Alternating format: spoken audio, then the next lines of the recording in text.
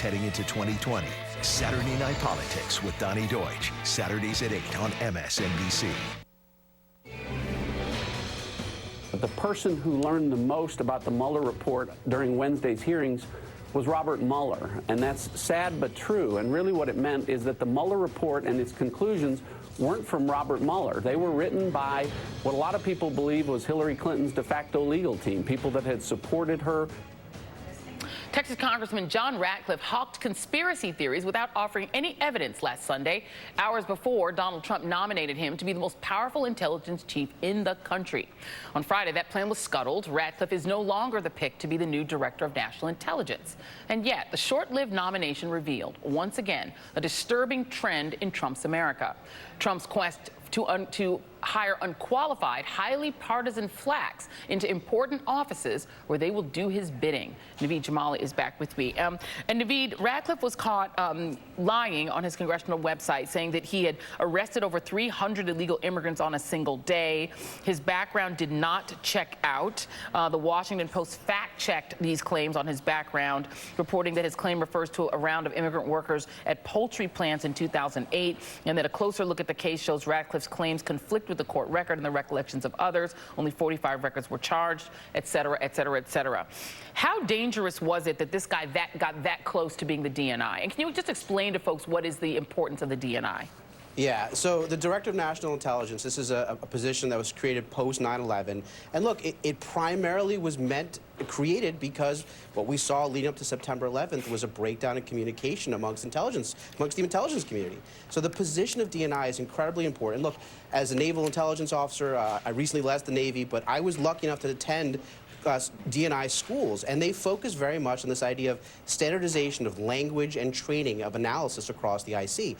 You have to have someone who is not just prosecuted terrorist or national security issues, but someone who understands what intelligence analysis is. Otherwise, it brings absolutely no credibility. This guy was a political hack from the beginning. He has no background in this, and he would have been just laughed at. And I believe the law that created the DNI requires the person to have an intelligence background, which he did not. Sue Gordon, who's sitting there as number 2, let me play a little bit of Donald Trump talking about her. I like Sue Gordon.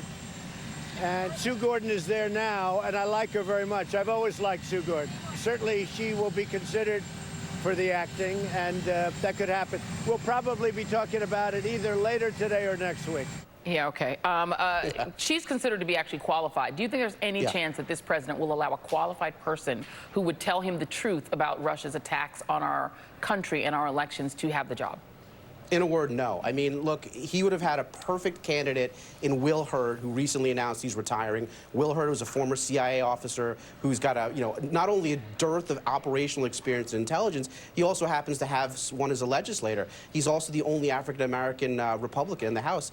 And that would have been a perfect nomination. I think that the fact that Will Hurd is leaving probably has a lot to do with the fact that he was passed over for DNI. Yeah. I don't think he's going to take Sue Gordon because she's far too qualified. And Trump has shown time and time again that he seeks to put people in positions in the IC and law enforcement that are party and, frankly, Trump loyalists. Well, and Sue Gordon's not one of those. Give us a worst-case scenario. If he puts a hack in there, what could he do? I mean, we know there are ongoing intelligence investigations into this White House. Could he end them? Could he give Donald Trump the underlying data that's associated with them?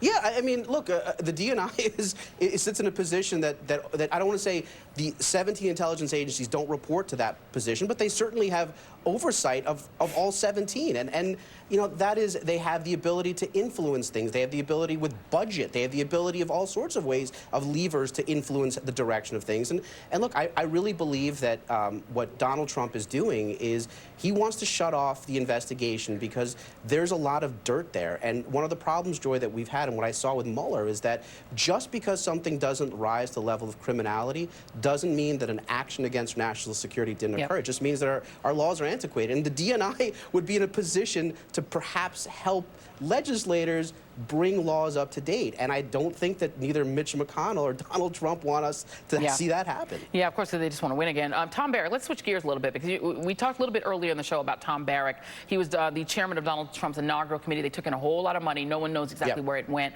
Talk a little bit about what's going on with him now. Yeah, so Tom Brock, I mean, this is an interesting character. We talk about his super PAC that raised $26 million, and no one seems to know exactly what they spent that out other than salaries and travel. There's no actual evidence that they did on-the-ground sort of campaigning other than memes that they posted on the internet. And then, of course, he sat on the inauguration committee where they raised $107 million. Look, Joy, what I look at these things, and I feel very concerned about this, that what we're seeing with Russia and what we're seeing with other countries is that they are seeking to get money into the United States, and they're seeking to get that money to fund intelligence operations against us. And again, going back to the DNI, that's why I think it's really important we have the right person there. The game has changed. The game has changed in that they're using sort of this gray area of campaign funding and financing and business and global business to move money. Yeah. And I think that is, Tom Brock very much has his fingers in that. Yeah, absolutely. And if people are selling their influence, allegedly sell their influence, bad thing. Naveed Jamali, thanks so much for sticking around. Really appreciate you.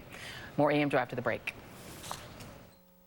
Don't miss your golden opportunity to experience the luxury you desire on a full line of utility vehicles at the Lexus Golden Opportunity Sales Event. Lease the 2019 RX 350 for $389 a month for 36 months, and we'll make your first month's payment. Experience amazing. Oh no, your lawn is a nightmare with pet spots and dead spots everywhere. Laying sod is a backbreaking chore and spreading seed is a pain. Birds eat the seed and it's washed away by rain. Not anymore.